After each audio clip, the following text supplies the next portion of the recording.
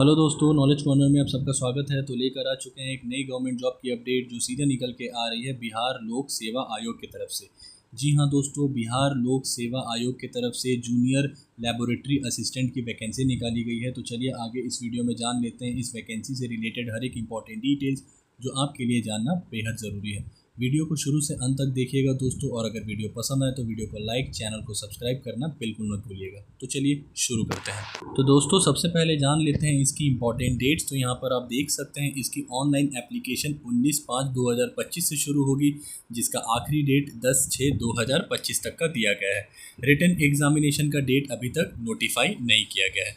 अब जान लेते हैं इसकी एप्लीकेशन फ़ी के बारे में। तो जनरल कैंडिडेट्स के लिए 750, SC ST PH फीमेल यानी फिजिकली हैंडीकैप वालों के लिए 200 रुपये यहाँ पर दिया गया है। अब जान लेते हैं इसकी एज लिमिट दोस्तों। तो यहाँ पर आप देख सकते हैं इसका जो एज कैलकुलेट किया जाएगा वो 1/8/2025 के अकॉर्डिंग किया जाएगा, जिसमें मिनिमम एज 21 ईयर्स होने वाली है दोस्तों, ये सभी कैटेगरी के लिए। और अनरिजर्व वालों के लिए मैक्सिमम एज 37, SC ST के लिए 5 साल का एज रिलैक्सेशन दिया गया है, OBC के लिए 3 साल का, फिजिकली हैंडीकैप वाले कैंडिडेट्स के लिए 10 साल का एज रिलैक्सेशन दिया गया है। टोटल नंबर ऑफ पोस्ट की अगर बात कर ले दोस्तों तो यहाँ पर आप देख सकते हैं 9। दोस्तों अगर यहाँ पर बात कर ले इसकी एलिजिबिलिटी क्राइटेरिया की, तो यहाँ पर आप देख सकते हैं बस एक ही इसका एलिजिबिलिटी क्राइटेरिया है, वो भी educational qualification, candidate must be a graduate in science subject.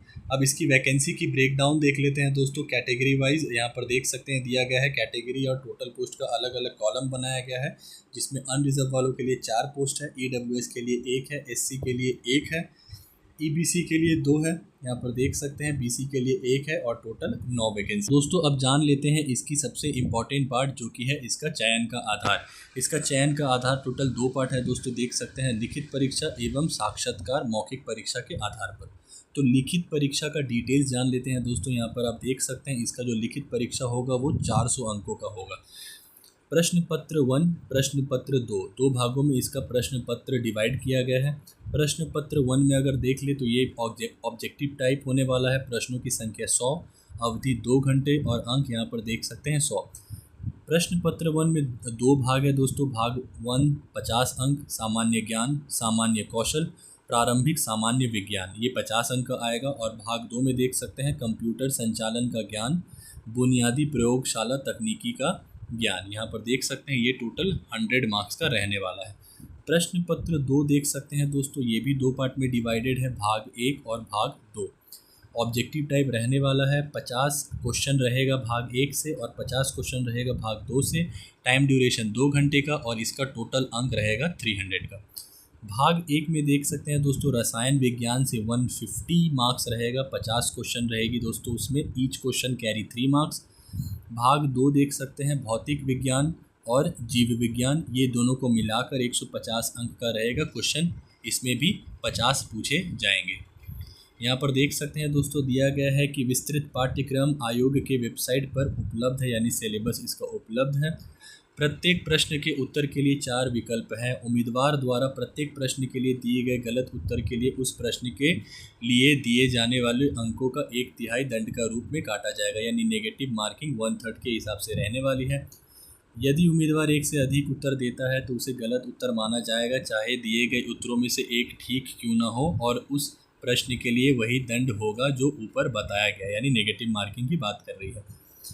यदि प्रश्न को खाली छोड़ दिया गया, अर्थात उम्मीदवार द्वारा कोई उत्तर नहीं दिया गया, तो उस प्रश्न के लिए कोई दंड नहीं दिया जाएगा।